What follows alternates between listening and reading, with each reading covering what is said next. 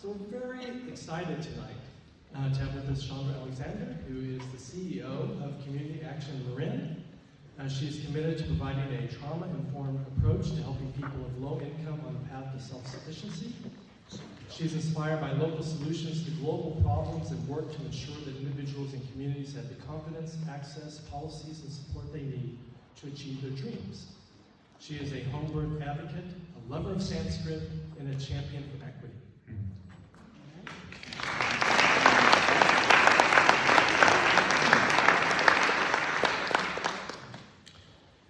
And we are also blessed and thrilled to have with us Reverend Marcus Hartlief, who serves as the Unitarian Universalist Congregation of Marin's developmental minister, which means they're working on 5 goals over 5 years to build organizational health. He grew up locally in Oakland and Berkeley and lives in the East Bay, again now with his wife Emily, and son Henry, who needs a big happy birthday shout out as he turns 4 this Sunday. He holds a Master of Divinity from Star King at the Graduate Theological Union, where his teachers included Buddhists, Catholics, Sufis, Jews, pagans, and Protestants of every kind. And before returning to the Bay Area to serve the UU congregation of Marin, he served congregations in New York and British Columbia. So also please welcome Marin.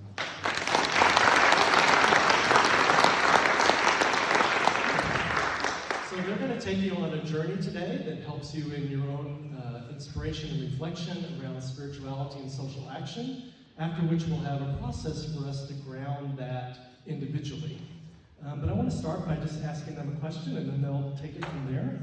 And the question I'd like them to respond to is, what grounds you in this intersection of social action and your spiritual tradition? Take it away. We didn't talk about who was going to go first. Ken. Yeah? Yeah, sure. I'll get to your question, Scott, but I'm going to take a little time to introduce myself first.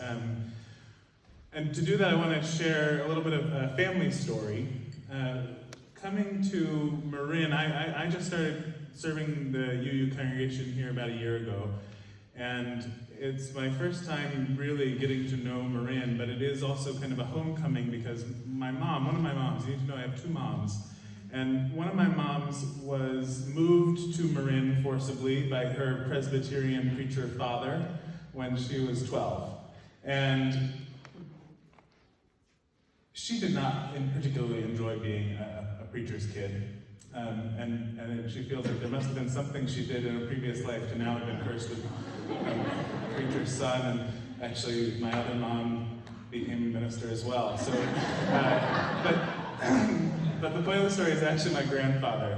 His name was Henry Kaisinga, and he taught at San Anselmo Theological Seminary and served the San Anselmo Presbyterian Church.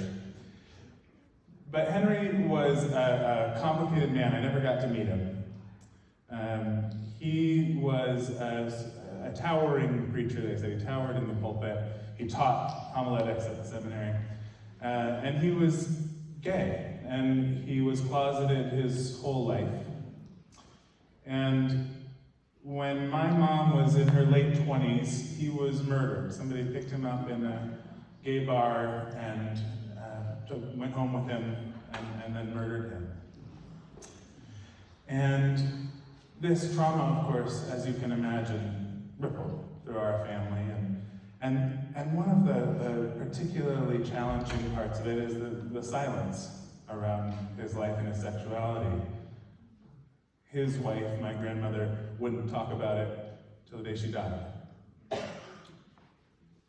But a few years later, after he died, my mom, Francie, met my other mom, Laurel, and they ended up getting married, or what we then called a commitment ceremony, in 1983. And then I was born in 1986, and then my brother was born in 1990, and when my brother was born, they wanted to cross-adopt us, to have that be a real legal unification of our family. And the lawyer at the time, when the judge approved that cross-adoption, the lawyer said, take a picture of this moment. We have this picture of the 4 of us.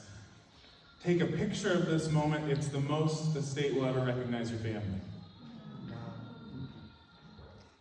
And so then we had that picture, as well as a picture of the original commitment ceremony sitting on the table when, in our living room in 2008, my moms were finally legally married. Yay. And and I remember asking my mom that day, what would your dad have thought about this? In 30 years, how much our culture has changed. And she said he couldn't have imagined the world like this. Couldn't have imagined me getting married to another woman. And so what grounds me in looking towards the future for social change is that question of what will my grandchildren take for granted and know is just how it should be. How could it ever have been otherwise that I can't even imagine now?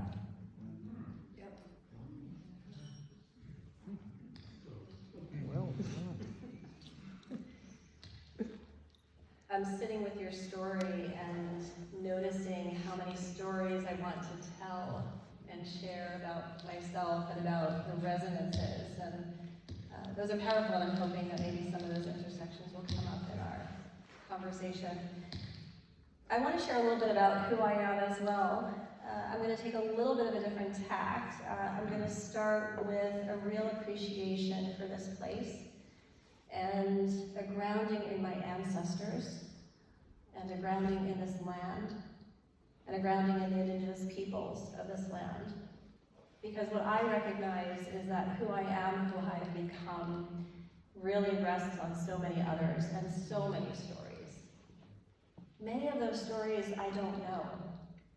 And so all I can do is share with you a piece of my story that I've pulled a thread of to share with you because I feel like it perhaps in the telling can most connect us into this dialogue around our individual commitments and the way in which, as Scott said earlier, we show up, and by showing up, the presence of who we are in our values and in our choices then grounds us in a statement about social justice and activism.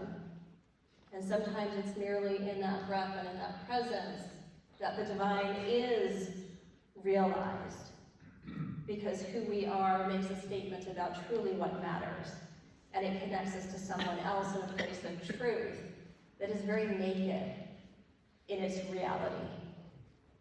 In the, as some people I know like to say, in the for real, for real. And so a little bit about me. So yes, I'm the CEO of Community Action Marin, and I am honored to be part of the Marin community. I've been the CEO for about 1.5 years now, and the work of the agency is to serve people of low income in this community. And so I feel, and I'll share with you, very deeply connected, yes, to that mission, but born out of a very deeply personal place of what I think the medicine is for our society, and I think that medicine is the work of social justice.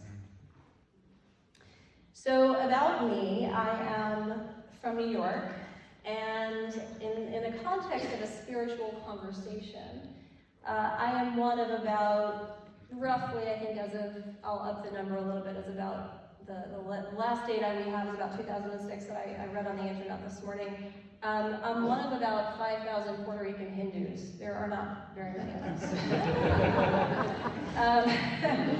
And so I'm going to share with you a little bit of my story about how I got there, not about the Puerto Rican part, but about the Hindu part.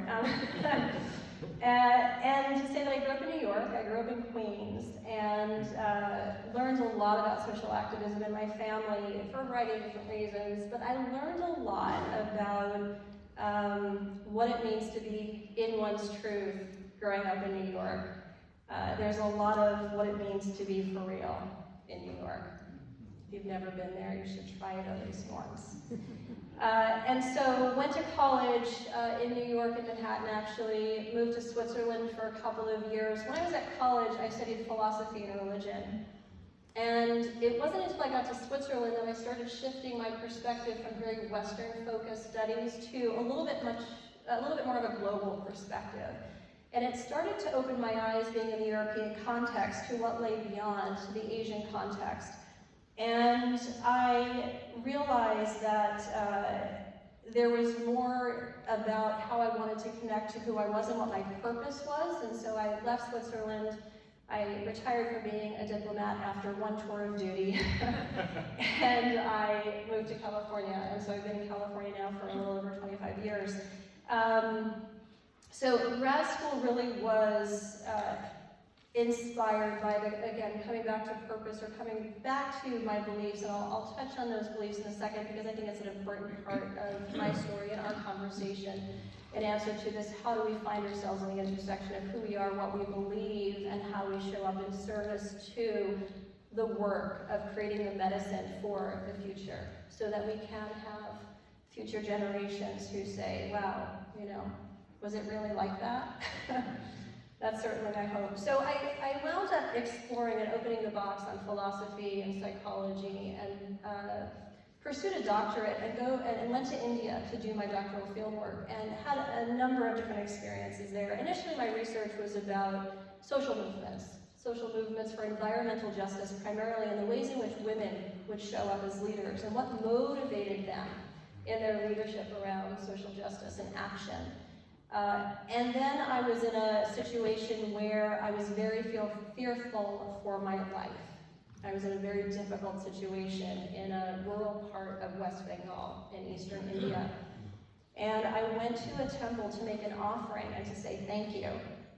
And I won't go into the whole story, but I emerged from that experience after saying that I wasn't going to go back to my field work, and I was going to stay where I was. And again, fast forward, I converted to Hinduism. I received Diksha in 1998. I was initiated into a spiritual lineage and tradition. And I've come back and tried to live those spiritual values in and through who I am as a woman, in and through who I am as a leader, and how I show up in the work. And I will say that this time of my life and taking on this role, leading community action, where it is so powerful, because the mission of the agency and the why I do what I do is the first time in my life that I've ever experienced this alchemical marriage of commitment to purpose, deeply rooted in all of who I am. And to be able to go to work and say, this is all of me, is so beautiful and so for real. And so often not what's possible. And to say that I can be fully who I am in that way, I recognize as incredible privilege. Incredible privilege. Because how hard is it for so many who are disenfranchised to not be able to do that? So I want to seed some of our answers and further conversation with a statement about my beliefs and values that I think are really important. And if I were to say, here's what I brought back from India in a nutshell, this would be it. That there are really 5, I would say, core beliefs, or core maybe principles, values. There are lots of words I can put around this without going into all of the philosophy or all the text or all of the stuff around the nuggets. But the nuggets are really these 5. The first is that the body matters.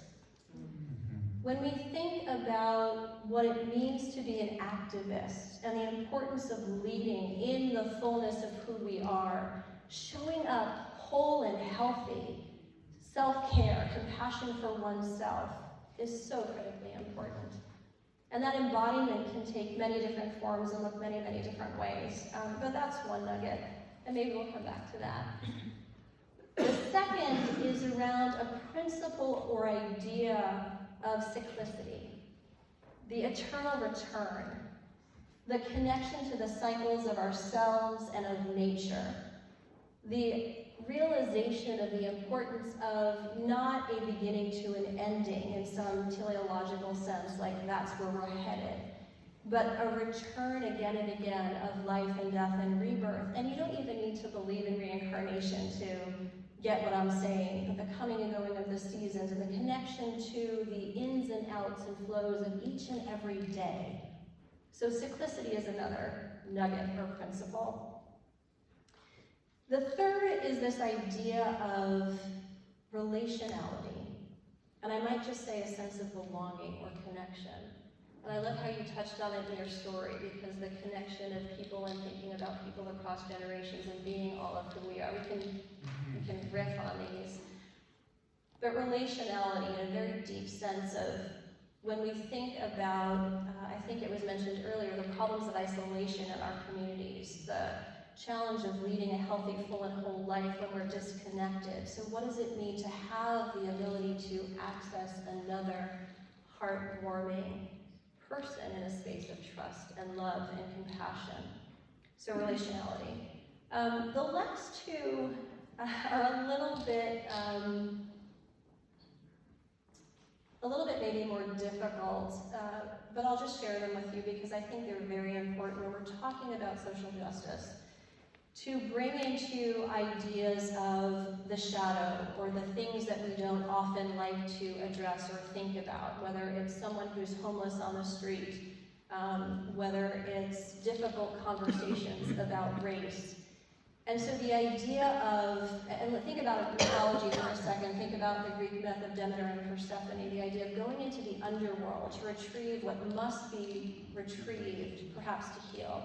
And a journey of personal transformation in service to social justice and social transformation. That the idea of doing that journey with intentionality of going into our own shadow or our own underworld, delving into the chthonic, is so deeply important as we think about those who would benefit, let's say, from a deeper relationship with us and with others. And I think that work is incredibly important. And then the final is really this idea of the word that I would use is, I don't know if my husband's still here, but he'll laugh, is the antinomian, is the recognition of, he didn't know that word before he met me, the recognition of that which sits outside and isn't considered normal or normalized by society, is the subaltern, is the disenfranchised, is the devalued and unrecognized, and in the words of Audre Lorde, bringing the marginal then to center again and again and again is the work of our social justice pathway, the medicine that we need in our society. So if I were to say that that's what I learned in India, then I'm really delighted to be able to share that crystallization of a very vast, wide, and beautiful tradition with you in this way. So thank you.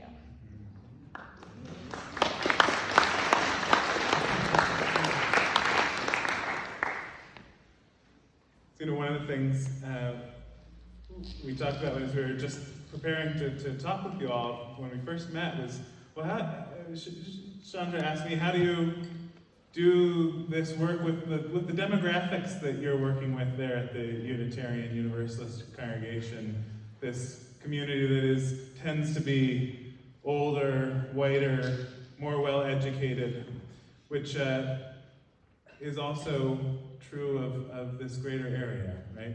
I remember my mom telling me, so growing up in the East Bay, and my mom who had spent her teenage years here in Marin, the only line about Marin was, oh yeah, it's that place where they didn't want Bart to come, right? And I've been reading lately, it's a more complicated story than that. But there's this kernel of truth there, right? Who we are in this place. And to become aware of our social location in the context of the pain in the world is an excruciating experience.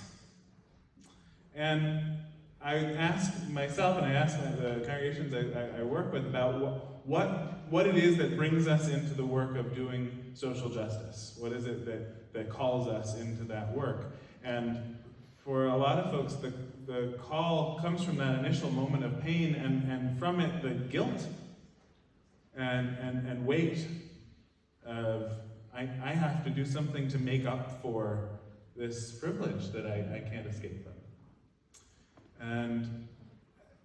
And I've seen too many conversations go horribly, horribly wrong from that place. You know what I'm talking about?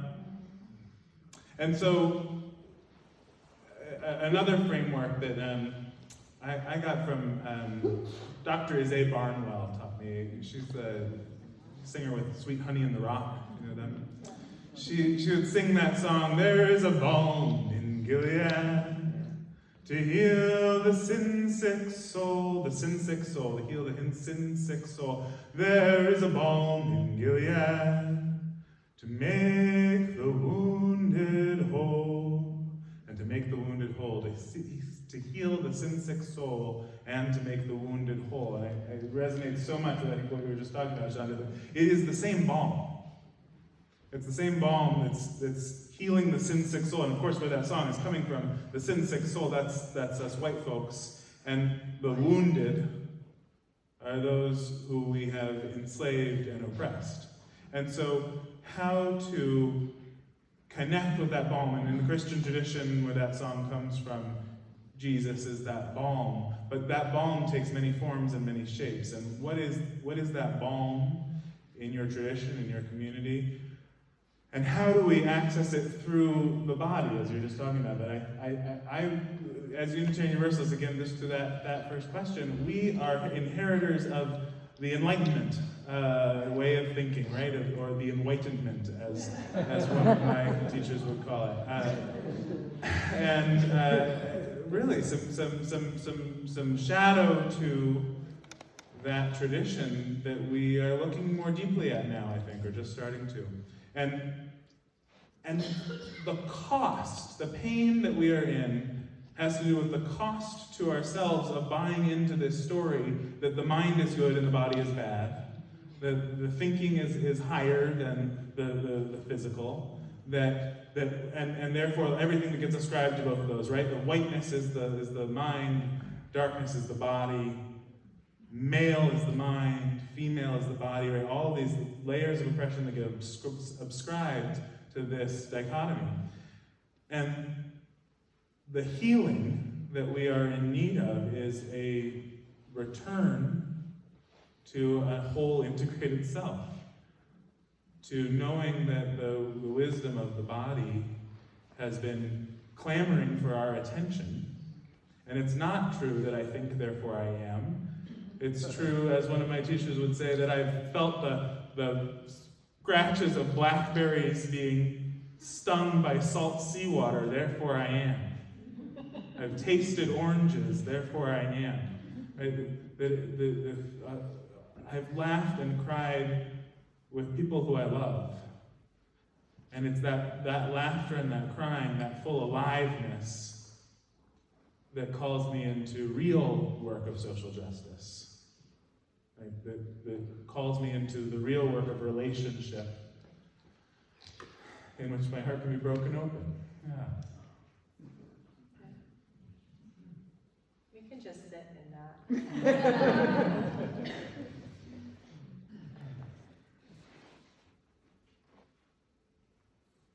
It's a beautiful picture, and the idea of the willingness in that broken openness to be vulnerable and simultaneously be strong in that nakedness that I mentioned, because that's our truth, that's who we are.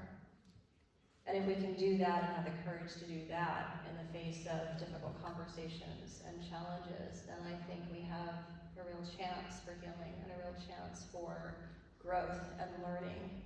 And it's certainly my hope that we do.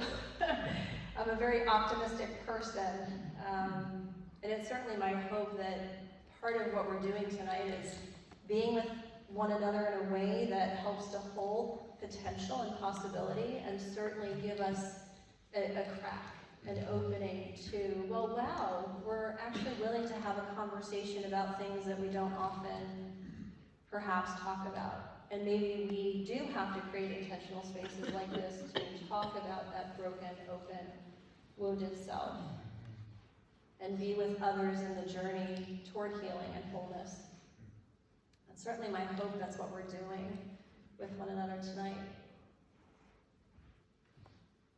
would you say more about, because I really just know very little so far about Community Action Network and what that, and I guess through this lens of breaking open, and I imagine that that's a daily part of the work, but what does that look like? What does that feel like to be in and day out? Okay, we have. Yeah. Thank you for asking. So yeah, Community Action Marin has been around for over 50 years, and the face of poverty, in some ways hasn't changed very much. And yet what we know is that increasingly, right now actually in Marin, almost a full third of residents in Marin live paycheck to paycheck. It's astonishing. It's astonishing, right? The insecurity of not knowing whether or not you can put food on the table, and that's the sea in which we're swimming. What I want to share with you isn't so much about who we are, what we do, but I want to share with you what we stand for, because I think that's an important piece of the conversation, that we can stand with one another in this space of willingness to crack open a little bit more, to recognize, yes, this is a reality. Yes, we can show up and be present with this reality in a way that holds compassion, the ability to be with suffering, in beauty, in truth, in awareness, and say that my doing so makes a difference, and call others to the making of that difference.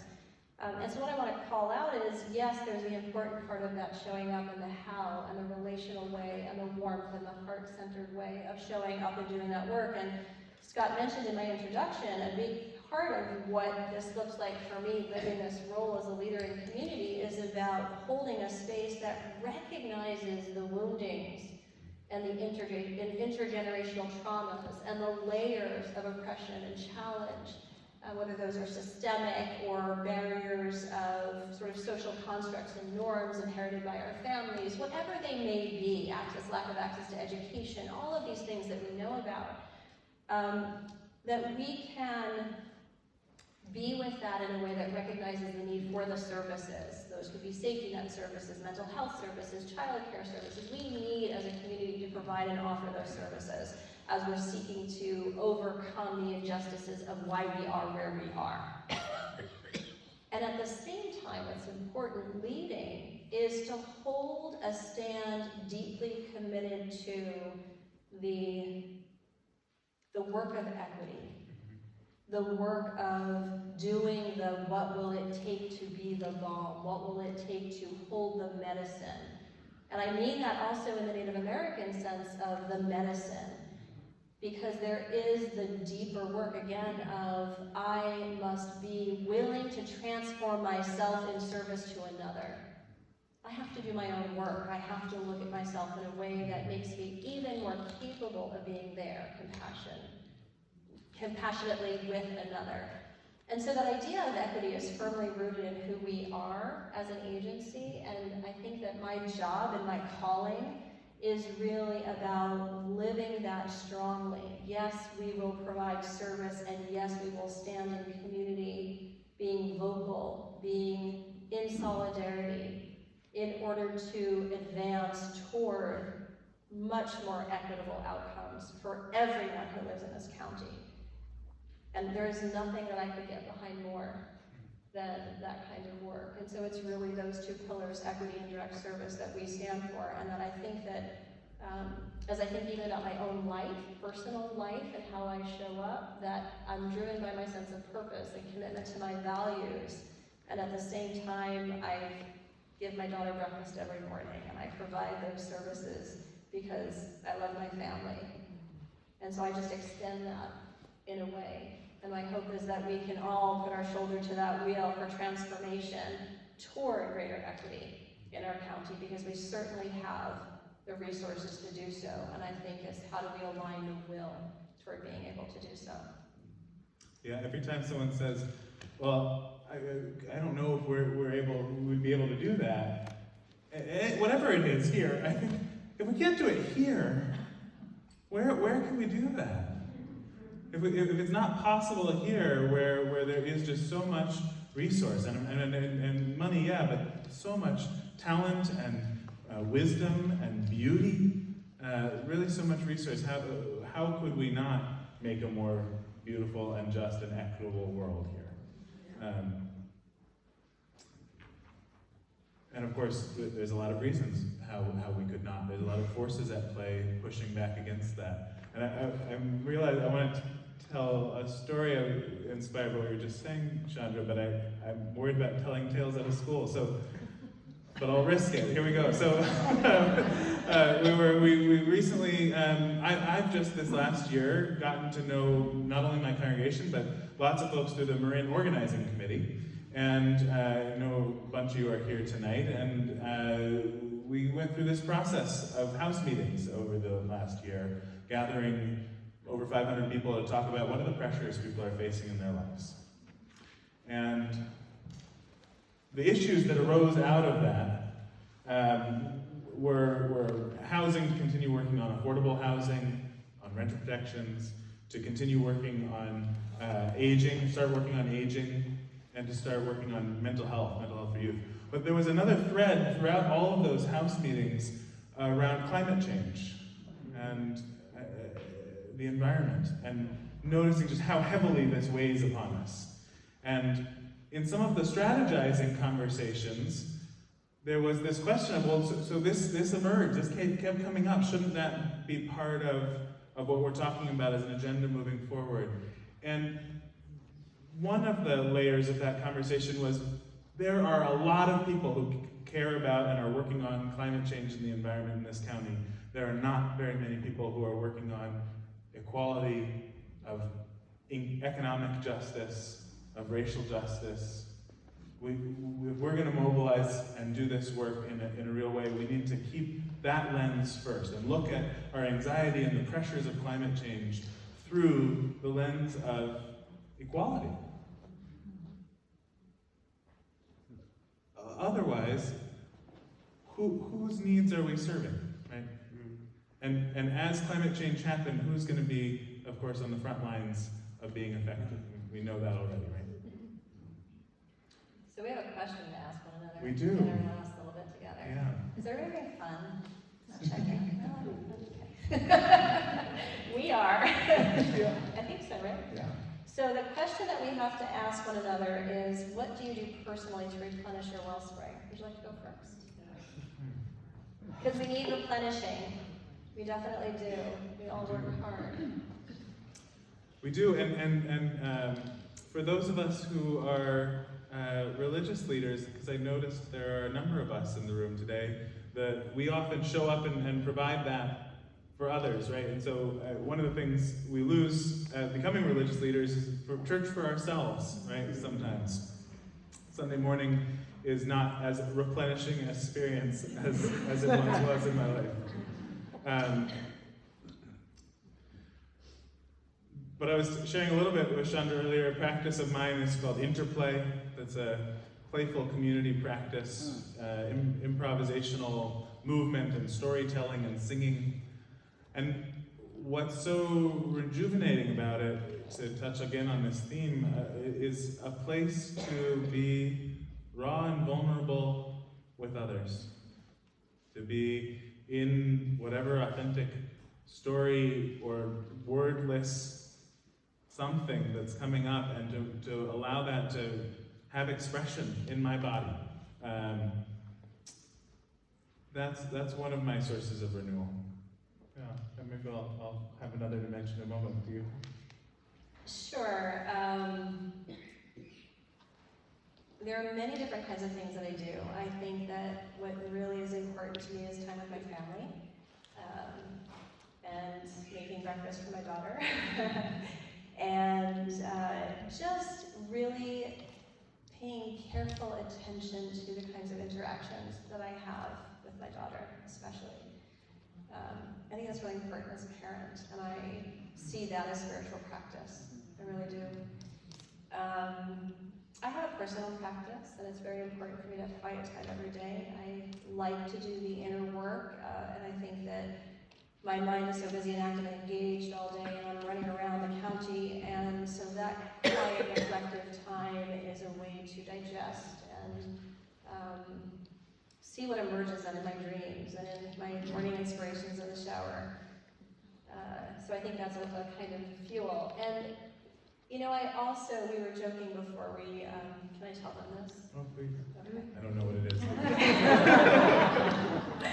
We got offered, we both took a red wine this morning, not this morning, we took a red wine on the way in. And I said, when we get to that last question, I think that's one of my things that I do to replenish. Sometimes I think that the spirit is actually able to be with me in my body and in my sense of connection between my body and my emotional self and my deeper inner self. And sometimes I need that little catalyst and that reminder. And so sometimes I have a glass of wine and then I do my reflective practice. So I'm being very honest with everyone here. But it is an interesting, because so many spiritual traditions utilize red wine in particular. So I think there's a beauty in that. So that's my answer. How are we doing, Scott? And whatever it is that slows us down, great. That slows us down because there is so much need, right? We're constantly reminded every day. I am addicted to reading the news. I don't know if anybody else shares my addiction, but especially these days, it's a gripping story, and there is so much to do. That there is an endless amount, right? And that the drive, the pull of that all of my feeds that I have so handily available to me would pull me into doing more and more and more. And so I think about a quote of Thomas Merton's. He said that the frenzy, there's a frenzy of the modern world that is itself a form of violence, and the frenzy of the activist. The frenzied activity of the activist is a form of violence that kills the root of the work, that actually cuts off the very root of the work that we're trying to do. And so I try and remind myself of that as the numbers creep up in my inbox that I haven't gotten to, and remember that that's not actually the most important thing. And then I retreat, and I just retreated a couple weeks ago off at a weekend with David White, the poet. It was just so rejuvenating.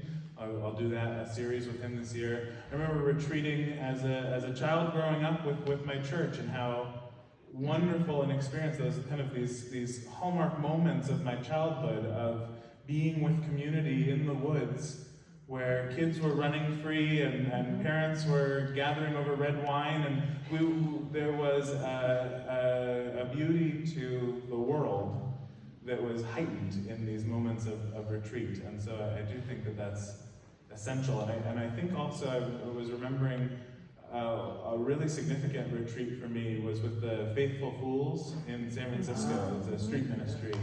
And one of the things that they do is bring folks who live in homes most of the time, or all the time, out to the street to live for a day or for a week. So I spent a week retreating on the street with them once.